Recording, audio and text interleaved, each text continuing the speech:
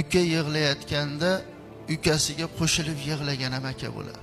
Yaqinda ijtimoiy tarmoqda bir ota farzandlariga ish buyurib, ishdan kelib ishini so'radi. Katta aka aytdiki, "Ha, men bajardim" dedi. Kichik o'g'ildan so'radi, "Bajarmadim" dedi. "Jazosiga" dedi, "balkonda yotasiz" dedi. Mana balkonda yotasiz dedi. Aka aytayapti, "Dada, balkon qorong'i-yu, ha qorong'i bo'lsa ham yotadi, ishni bajarmadi. Dada, balkon sovuq-ku, sovuq bo'lsa ham yotadi. Dada, ukam qo'rqadi" dedi. "Qo'rqsa ham yotadi" dedi. "Bo'lmasam men ham ukam bilan yotaman balkonda" dedi. "Yo'q, siz ishni bajargansiz, siz uyda yotasiz" dedi.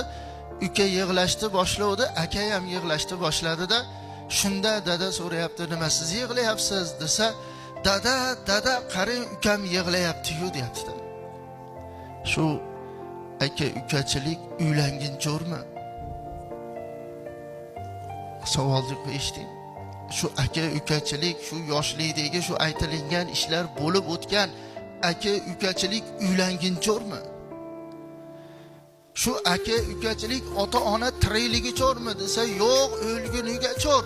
Agar bir aka vafot etadigan bo'lsa, ukalarning zimmasiga lozimul ado bo'lgan haq to o'lgunlaricha akalarini haqqiga duo qilishlik.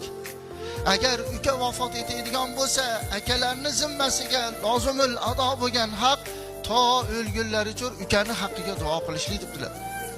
Tirigida eslamagan, o'lganda eslaydi deysan. Mana tirigida eslamagan, o'lganda eslaydi deysan. Mana hozir hammamiz aka ukamiz bor. Boshqa kunini qo'yaylik, bugun olib qaraylik. Kim bugun akasi yo ukasini, opasi yo singlisini kim esladi? Shunchalik ham bo'lamizmi? Qani haligi aka ukachilik? Qani haligi bir-biriga bir nima qilishlik?